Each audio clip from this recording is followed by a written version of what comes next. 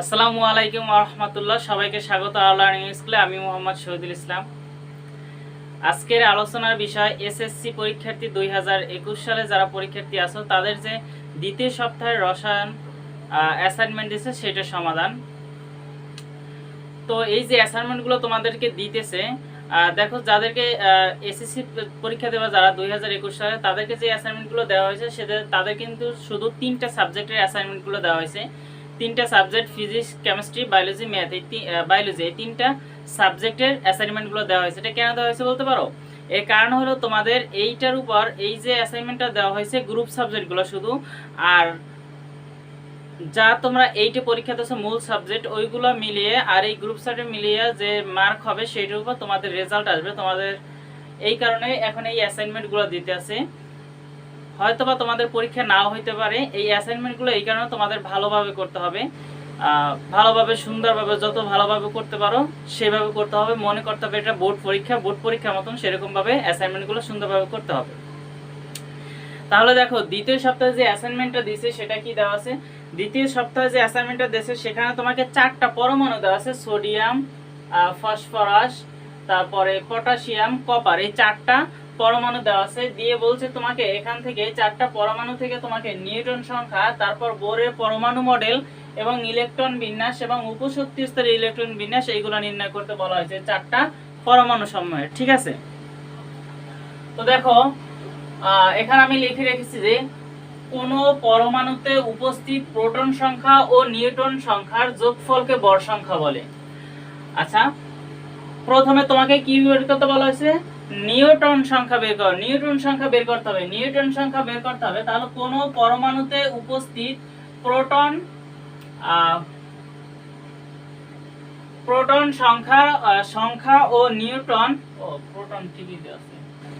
Proton ও neutron সংখ্যার যোগফলকে ভর সংখ্যা বলা হয়। ঠিক আছে, তাহলে দেখো কোন পরমাণুর ভর সংখ্যা একে ভর সংখ্যাকে এ দ্বারা প্রকাশ করা হয়। কোন পরমাণুর ভর সংখ্যা ভর সংখ্যাকে এ দ্বারা প্রকাশ করা হয়। ভর সংখ্যা থেকে প্রোটন বা পারমাণবিক সংখ্যা, প্রোটন সংখ্যা আর পারমাণবিক সংখ্যা একই। ঠিক আছে, প্রোটন সংখ্যা বা পারমাণবিক সংখ্যাকে জেড দ্বারা প্রকাশ করা হয়। পারমাণবিক সংখ্যা বিয়োগ করলে যে সংখ্যা পাওয়া যায় তাকে নিউটন সংখ্যা অর্থাৎ এন, নিউটন সংখ্যাকে এন দ্বারা প্রকাশ করা হয় নিউটন সংখ্যা বলে।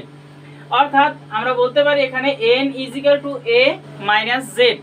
এ হলো কি ভর সংখ্যা আর z কি পারমাণবিক সংখ্যা বা প্রোটন সংখ্যা। এটা যদি করি তাহলে আমরা নিউটন সংখ্যা পাবো।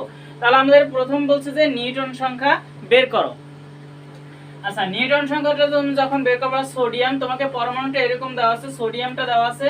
এইটা কি নিচে যেটা আছে এটা হলো পারমাণবিক সংখ্যা আর এখানে উপরে যেটা আছে এটা হলো এর ভর সংখ্যা। ঠিক আছে, তাহলে সোডিয়াম এর নিউটন সংখ্যা, সোডিয়ামের নিউটন সংখ্যা বের করব কিভাবে? n = a - z। হ্যাঁ, n = a - z। এখন দেখো এখানে a দেওয়া আছে কত? a কি? a হলো ভর সংখ্যা। হ্যাঁ, কোন মৌলের ভর সংখ্যা a দ্বারা প্রকাশ করা হয়। তাহলে এখানে a লিখলাম 23। ঠিক আছে, ভর সংখ্যা হলো 23 আর এখানে কি আছে? নিউটন সংখ্যা আছে 11।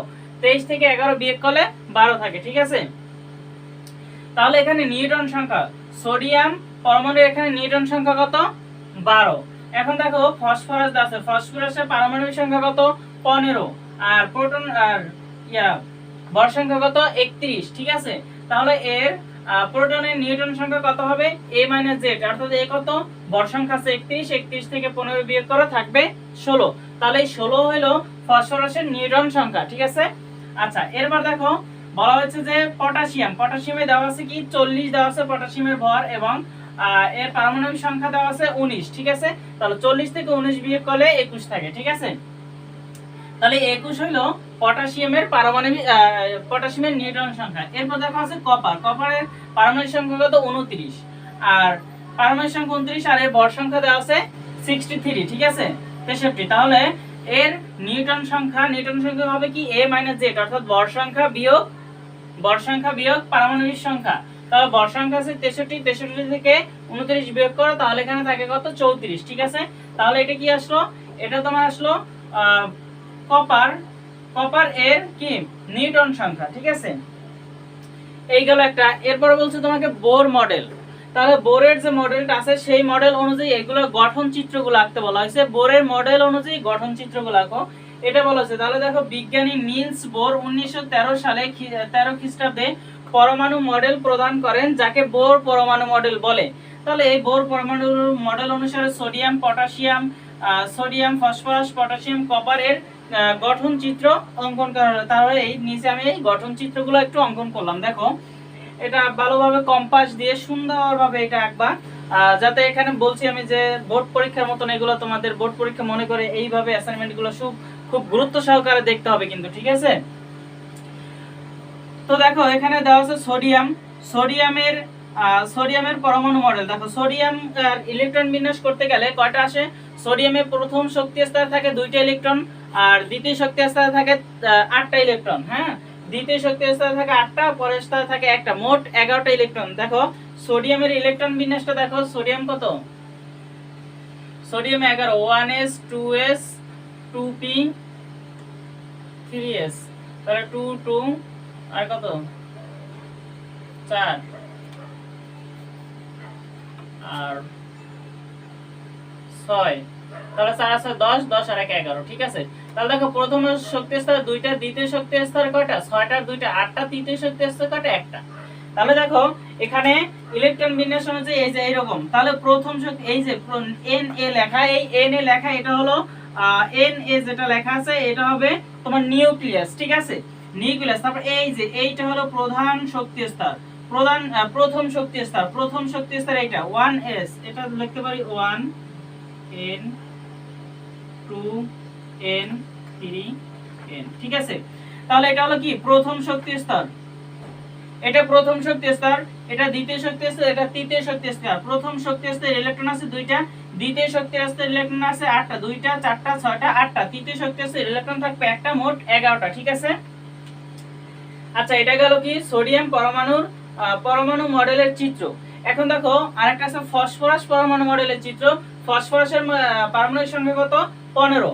ফসফরাসের পারমাণবিক সংখ্যা 15। তাহলে এই যে এটা হলো নিউক্লিয়াস p। তাহলে এখানে প্রথম শক্তি স্তর থাকবে 2টা, দ্বিতীয় শক্তি স্তর 2টা, 4টা 6টা 8টা, ঠিক আছে? দ্বিতীয় শক্তি স্তর 8টা, তৃতীয় শক্তি স্তর 2টা, 4টা আর একটা 5টা, তৃতীয় শক্তি স্তরে ইলেকট্রন থাকবে 5টা। এটা হলো পরমাণু ফসফরাস পরমাণু মডেল, ফসফরাসের পরমাণু মডেল চিত্র। আচ্ছা, এরপর দেখো পটাশিয়ামের ইলেকট্রন কত? পটাশিয়ামের ইলেকট্রন হলো 19, ঠিক আছে? মানে পারমাণবিক সংখ্যা হলো 19। পটাশিয়ামের পারমাণবিক সংখ্যা হলো 19। তাহলে এটা থেকে ইলেকট্রন বিন্যাস করো। প্রথম শক্তি স্তর এটা হলো নিউক্লিয়াস কে, আর এটা হলো প্রথম শক্তি স্তর। প্রথম শক্তি স্তরে ইলেকট্রন আছে 2টা, দ্বিতীয় শক্তি স্তরে ইলেকট্রন আছে 8টা, তৃতীয় শক্তি স্তরে ইলেকট্রন থাকবে 8টা, আর চতুর্থ শক্তি স্তরে ইলেকট্রন থাকবে 1টা, ঠিক আছে? এইটা। এরপর দেখো এরপর কি আছে? কপার পরমাণু মডেল। কপারের এখানে পারমাণবিক সংখ্যা কত? 29। কপারের পারমাণবিক সংখ্যা হলো 29। আচ্ছা, তাহলে এটা কি নিউক্লিয়াস। তাহলে প্রথম শক্তি আছে কয়টা? 2টা, ঠিক আছে? 2টা, পরের শক্তি স্তর 8টা, 8টা 2টা 18টা, 18টা। তারপরের শক্তি স্তর আছে কয়টা? 2 4 6 8 10 12 14 15, 2 4 6 8 10 12 14 16 18, ঠিক আছে? তাহলে তৃতীয় শক্তি স্তরে আছে 18টা, তারপরের শক্তি স্তরে থাকবে 1টা, তাহলে মোট 29টা। তাহলে sodium, phosphorus, potassium, calcium, copper, এই যে 4টা পরমাণু দেওয়া আছে, এই 4টা পরমাণু মডেলগুলো গঠন চিত্র আঁকতে বলা হয়েছে, আঁকা হয়েছে। আচ্ছা দেখো, এরপরে তোমাকে যেটা করতে হবে, যেটা বলা হয়েছে যে ইলেকট্রন বিন্যাস করতে হবে। এগুলো এখন ইলেকট্রন বিন্যাস দেখাতে হবে তোমাকে, সেগুলো একটু মুছে দিই আমি।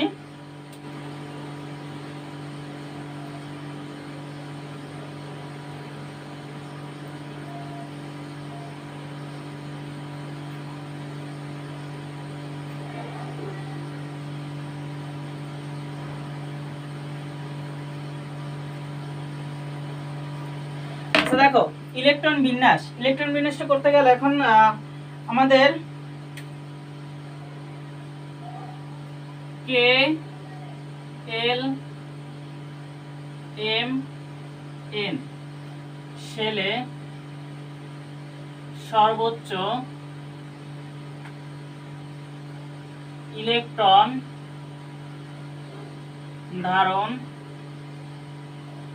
ধারণ ক্ষমতা কত?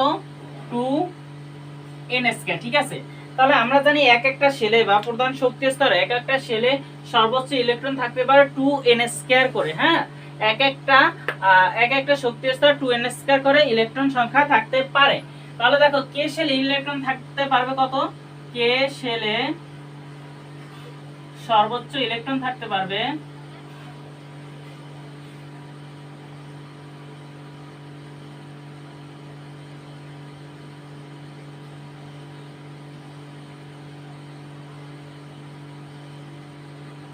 কে শেলে সর্বোচ্চ ইলেকট্রন থাকতে পারবে কত? 2n², অর্থাৎ কে শেল, এই কে শেলটা কখন হবে? n = 1 হলে। হ্যাঁ, n = 1 হলে তাহলে সেটা কে শেল আসবে। n = 1 হলে কে শেলের সর্বোচ্চ ইলেকট্রন থাকতে পারবে কত? 2n²। তাহলে এখানে 2 × 1² অর্থাৎ কত? 2। তাহলে প্রথম শক্তি স্তরে ইলেকট্রন থাকতে পারবে কয়টা? 2টা ইলেকট্রন থাকবে। 2 এর চেয়ে বেশি কোনো ইলেকট্রন থাকতে পারবে না প্রথম শক্তি স্তরে।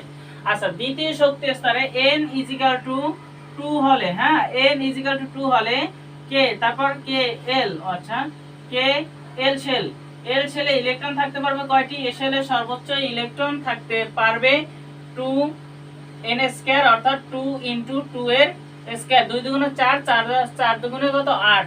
তাহলে এখানে 8টি, ঠিক আছে।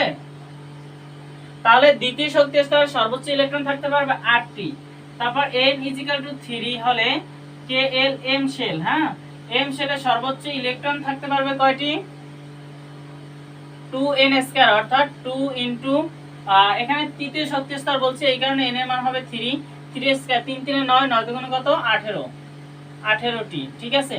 আচ্ছা, n = 4 হলে কি শেল? কে l m n, n shell, n শেলে সর্বোচ্চ ইলেকট্রন থাকতে পারবে কয়টি?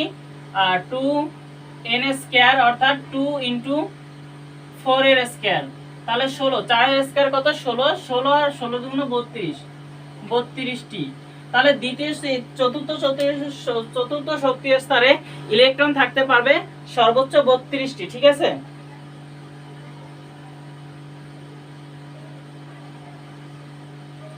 আচ্ছা, তাহলে এখন দেখো আরেকটা জিনিস দেখো যে প্রধান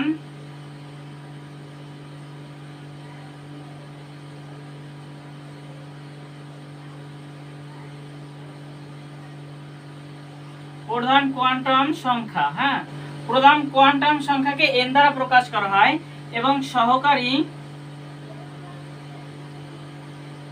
কোয়ান্টাম সংখ্যাকে কি l দ্বারা প্রকাশ করা হয়, ঠিক আছে, l দ্বারা। এখন n = 1 হলে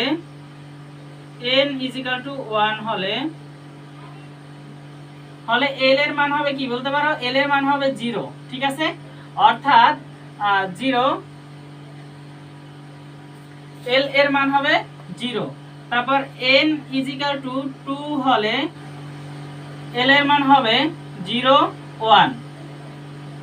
n = 3 হলে l এর মান হবে 0, 1, 2। n = 4 হলে l এর মান হবে 0, 1, 2, 3, ঠিক আছে। তাহলে এখানে ইলেকট্রন থাকতে পারবে কয়টা? দেখো, n = যখন 1 হবে তখন এখানে উপশক্তি স্তর কয়টা আছে? উপশক্তি স্তর একটা থাকবে, সেটা হলো 1s। আর s এর সর্বোচ্চ ইলেকট্রন ধারণ ক্ষমতা কয়টি? s উপশক্তি স্তর, হ্যাঁ, এটা হলো উপশক্তি স্তর। এখানে সর্বোচ্চ বা অরবিটাল সংখ্যা, সর্বোচ্চ ইলেকট্রন ধারণ সংখ্যা 2টি। তাহলে দেখো এখানে দ্বিতীয় শক্তি স্তর, এখানে কি n = 2, দ্বিতীয় শক্তি স্তরে 2s 2p, তাহলে এখানে ইলেকট্রন থাকতে পারবে 2টা, এখানে থাকতে পারবে p তে ইলেকট্রন থাকতে পারবে সর্বোচ্চ 6টা, ঠিক আছে। আবার যখন n = 3 হবে, n = 3 হলে এখানে উপশক্তি স্তর থাকবে 3টা, হ্যাঁ, তাহলে এটা হবে 3s 3p 4s 1s 2s 2p 3s 3p 3d, ঠিক আছে। তাহলে এখানে হবে 3d। এখানে দেখো s এর সর্বোচ্চ ইলেকট্রন ধারণ ক্ষমতা 2টা, p তে সর্বোচ্চ ইলেকট্রন ধারণ ক্ষমতা 6টা, আর d তে সর্বোচ্চ ইলেকট্রন ধারণ ক্ষমতা 10টা। আর এরপর আছে দেখো 4 নাম্বার শক্তি স্তরে, হ্যাঁ, 4 নম্বর প্রধান শক্তি স্তর যদি হয় তাহলে এখানে তোমার উপশক্তি স্তর থাকবে 4টা। 4টা যদি থাকে তাহলে এখানে কত আসে 4s 4p 4d 4f, ঠিক আছে। তাহলে 2টা 6টা 10টা 14টা। তাহলে দেখো 1s মানে 1a মানে s এর সর্বোচ্চ ইলেকট্রন ধারণ ক্ষমতা 2টা, p তে সর্বোচ্চ ইলেকট্রন ধারণ ক্ষমতা 3টা, d তে সর্বোচ্চ 6টা, d তে সর্বোচ্চ ইলেকট্রন ধারণ ক্ষমতা 10টা, আর f এর সর্বোচ্চ ইলেকট্রন ধারণ ক্ষমতা 14টা, ঠিক আছে। আচ্ছা এইটা অনুযায়ী যদি আমি একটু ক্রমটা লিখতে যাই তাহলে দেখো 1s 2s 2p 3s 3p 4s 3d, ঠিক আছে। সো এর চেয়ে বেশি আর লাগবে না এখানে, যেহেতু যে কয়টা ইলেকট্রন দেওয়া আছে এর চেয়ে বেশি আর লাগে না। তো দেখো এখানে বোর পরমাণু মডেল অনুসারে এখানে কি হবে, ইলেকট্রনের নিম্ন ক্রম অনুসারে ঊর্ধ্ব ক্রম অনুসারে এখানে ইলেকট্রনগুলো প্রবেশ করবে। হ্যাঁ, নিম্ন থেকে ঊর্ধ্বগুলো একটা ইলেকট্রন প্রবেশ করতে হবে। কিন্তু দেখো এখানে এইটার মধ্যে দেখো 3d এর আগে কিন্তু 4s আসছে, যেখানে 3d আগে থাকার কথা ছিল। এটা কেন হলো? এটা হলো এই কারণে, এই যে সহকারী কোয়ান্টাম সংখ্যার কারণে এখানে হইছে। যখন দেখো n এর মান, এখানে n এর মান এইগুলো, আর এখানে হলো l এর মান, আর এখানে ইলেকট্রন প্রবেশ করার যে নিয়মটা সেটা অনুযায়ী হলো n plus l। n plus l এর মান যেটা সর্বনিম্ন হবে সেইটা আগে, মানে সেই ক্রম অনুযায়ী ইলেকট্রনগুলো প্রবেশ করবে। এখানে n প্লাস l অনুযায়ী এখানে ইলেকট্রনগুলো প্রবেশ করবে। এখানে দেখো n এর মান কত, আচ্ছা এইটার ক্ষেত্রে দেখো n এর মান কত, এটার ক্ষেত্রে n এর মান হলো 4। হ্যাঁ, n এর মান 4, আর s কত, s কত 0। এখানে যদি n এর মান 4 তাহলে s কত 0, s থাকলে s এর মান কত 0, তাহলে এখানে কত আসলো 4 আসলো। কিন্তু এখানে দেখো কত আসে, আচ্ছা এই 3d তে দেখো এটা কত 4s। আচ্ছা যদি আমি 3d করতে চাই, 3d করতে গেলে কি আসে, এখানে n এর মান 3 ইনটু d এর মান কত 2, দেখো তাহলে 3 এর 2 যোগ করলে কত আসে 5 আসে।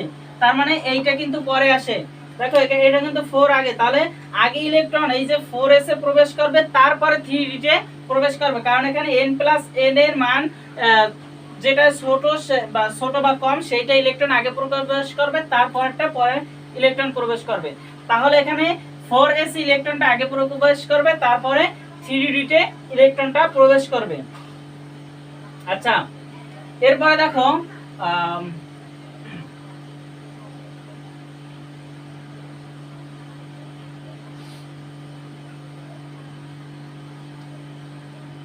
আচ্ছা এখন আমাদের যে পরমাণুগুলো দেওয়া আছে সেইগুলো ইলেকট্রনগুলো কোনটায় কয়টা থাকতে পারবে সেটা একটু দেখো। আমাদের 4টা পরমাণু দেওয়া ছিল সোডিয়াম, সোডিয়ামের ইলেকট্রন বিন্যাস কত, এখানে 11। হ্যাঁ, তাহলে সোডিয়াম এর ইলেকট্রন ধারণ ক্ষমতা, এর ইলেকট্রন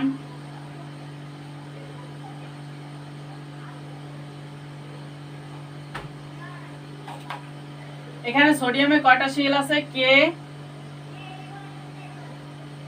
এল এম এন, এই 4টা শেল। হ্যাঁ, তাহলে সোডিয়াম যেখানে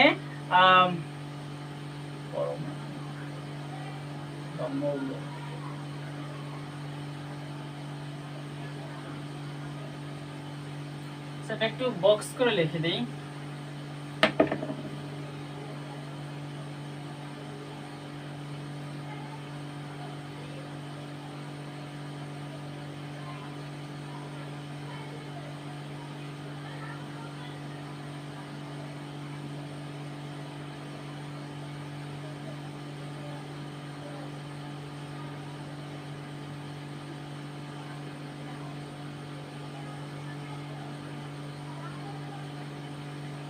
shell,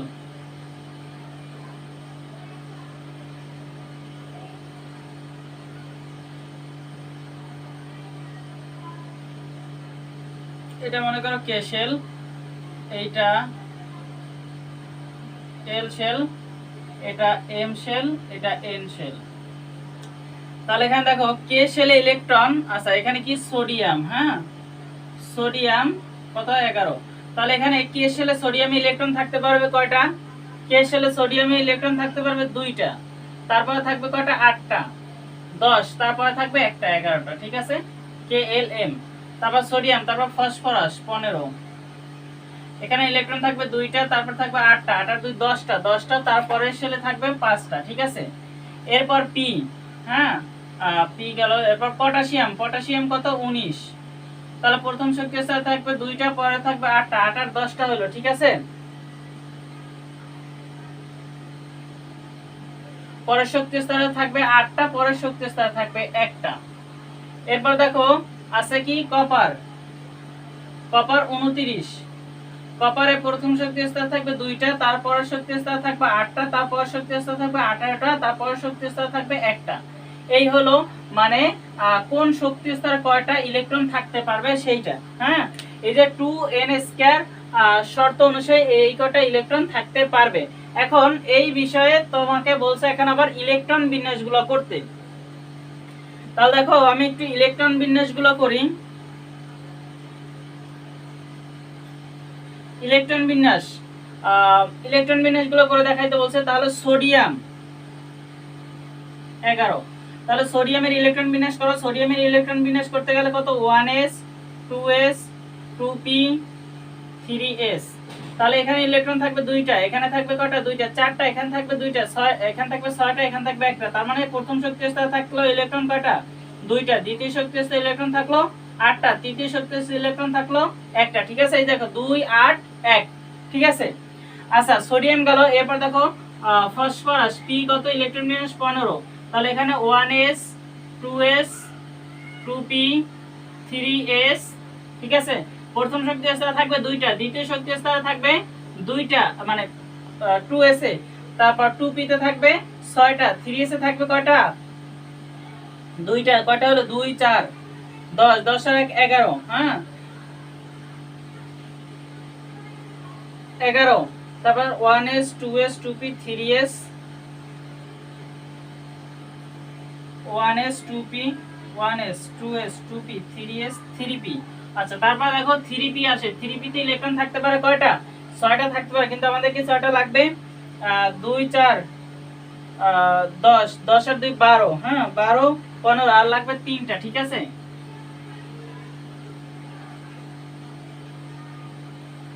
one S 2s 2p 3s 3p। তাহলে দেখো প্রথম শক্তি স্তরে ইলেকট্রন কয়টা আছে 2টা, দ্বিতীয় শক্তি স্তরে ইলেকট্রন কয়টা 8টা, তৃতীয় শক্তি স্তরে ইলেকট্রন কয়টা আছে 5টা, ঠিক আছে। তাহলে এই 2 8 5, ঠিক আছে। আচ্ছা এরপর দেখো পটাশিয়াম, যেটা পটাশিয়ামে ইলেকট্রন আছে কয়টা পটাশিয়ামে 19টা, তাহলে এখানে কত 1s 2s 2p 3s 3p 4s, ঠিক আছে। তাহলে দেখো এখানে প্রথম শক্তি স্তরে 2টা, দ্বিতীয় শক্তি স্তরে 2টা, তৃতীয় এখানে মানে দ্বিতীয় শক্তি স্তরে 8টা থাকবে, তারপর তৃতীয় শক্তি এখানে থাকবে 3p তে 2টা, এখানে থাকবে 6টা। তাহলে কত আসলো 2, একটু আসলো কত 8, এখানে কত আসে 8, আর এখানে আসে 2 আর 6 8, তাহলে 8 8 16 আর 2 18, আর এখানে লাগবে তাহলে একটা, তাহলে এখানে থাকে একটা। আচ্ছা পটাশিয়াম গেলে এরপর থাকে কপার। দেখো কপার 29, এখানে electron 1s 2s 2p 2p 3s 3p 4s 3d। তাহলে দেখো এখানে প্রথম শক্তি আছে ইলেকট্রন থাকবে 2টা, তারপর এখানে থাকবে 2টা, এখানে থাকবে p তে থাকবে 6টা, s এ থাকবে 2টা, p তে থাকবে আবার 6টা, 3s, s এ থাকবে একটা, d তে থাকবে 10টা। তাহলে দেখো এখানে প্রথম শক্তি স্তর এখানে এইটা, এখানে আছে 2টা ইলেকট্রন, এখানে আছে কয়টা 8টা ইলেকট্রন আছে, আর এখানে আছে কয়টা এখানেও 8টা আছে। আচ্ছা 3s, ও এখানে দেখো 3s আর এই 3 এইটা মিললে যে 3s 3p 3d এইটা মিললে কত 18, হ্যাঁ এই তিনটে মিললে 18 হলো। আর এখানে 4s, 4s কত আছে একটা ইলেকট্রন আছে। তাহলে দেখো এখানে ইলেকট্রন বিন্যাসটাই আগে কিন্তু 3d হওয়ার কথা ছিল, আগে 3d না গিয়ে ইলেকট্রনটা আগে কোথায় গেছে 4s এ গেছে, তারপরে 3d তে গেছে, ঠিক আছে। আগে 4s এ গেছে, তারপর 3d তে গেছে। এখানে দেখো আমরা জানি এমনি যদি সাধারণভাবে ইলেকট্রন বিন্যাস করতে যাই তাহলে এখানে কিন্তু ডি তে 9টা ইলেকট্রন আসতো, ঠিক আছে। এখানে একটা যেহেতু দিয়ে দিছি, এখানে আমি ইলেকট্রন যেহেতু একটা দিয়ে দিছি, তাহলে এখানে থাকতো কয়টা? এখানে থাকতো 9টা ইলেকট্রন আসতো 3d তে, কিন্তু এখন 3d তে 10টা দিলাম। কেন 10টা দিলাম? কারণ সর্বশেষ কক্ষপথে ইলেকট্রনগুলা যদি অর্ধপূর্ণ বা পূর্ণ অবস্থায় থাকে তাহলে সে অধিক স্থিতিশীলতা অর্জন করে, অর্ধপূর্ণ বা পূর্ণ অবস্থায় থাকলে অধিক স্থিতিশীলতা অর্জন করে। এই কারণে 4s এ 9টা ইলেকট্রন হবে, 3d তে 9টা ইলেকট্রন হবে না, 10টা ইলেকট্রন হবে। তাহলে এই হলো তোমাদের ইলেকট্রন বিন্যাসটা, ঠিক আছে। তাহলে অ্যাসাইনমেন্ট, রসায়ন অ্যাসাইনমেন্টটা এই যে। এরপর পরবর্তী যে অ্যাসাইনমেন্টগুলো আছে সেই ভিডিওগুলো পেতে আমার চ্যানেলটি সাবস্ক্রাইব করে রাখো। তো চেষ্টা করব সম্পূর্ণ নির্ভুলভাবে সমাধানগুলো দেওয়ার। আল্লাহ হাফেজ।